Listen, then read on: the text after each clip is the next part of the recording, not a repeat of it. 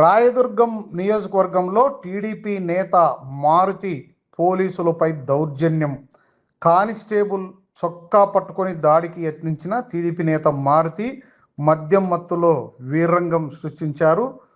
రాయదుర్గం నియోజకవర్గం ఈ ఘటన చోటు చేసుకుంది. టీడీపీ ఎమ్మెల్యే కాలువ శ్రీనివాసులు తనయుడు భరత్ పర్యటన సందర్భంగా ఈ సంఘటన చోటు చేసుకుంది. కానిస్టేబుల్ చొక్కా పట్టుకున్న కేసు నమోదు చేయని పోలీసుల తీరుపై సర్వత్రా విమర్శలు వ్యక్తమవుతున్నాయి. ఏది ఏమైనా మద్యం మత్తులో ఇలాంటి సంఘటనలు జరగడం ఇది మొదటిసారి కాదు, అలాగని తుదిసారి కాదు.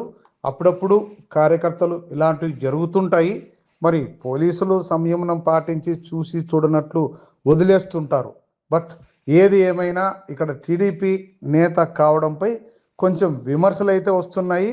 మద్యం మత్తులో ఇలాంటి సంఘటనలు సర్వసాధారణమే అంటూ పోలీసులు కొట్టిపారేస్తున్నారు.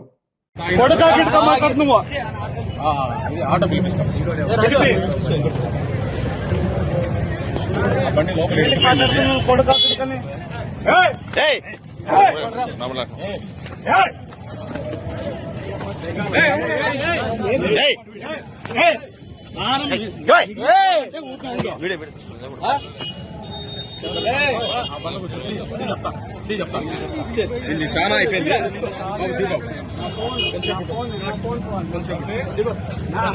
ఉంటే అయిపోయింది.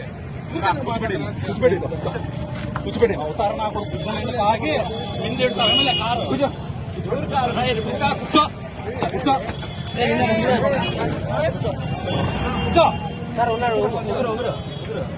కూర్చో.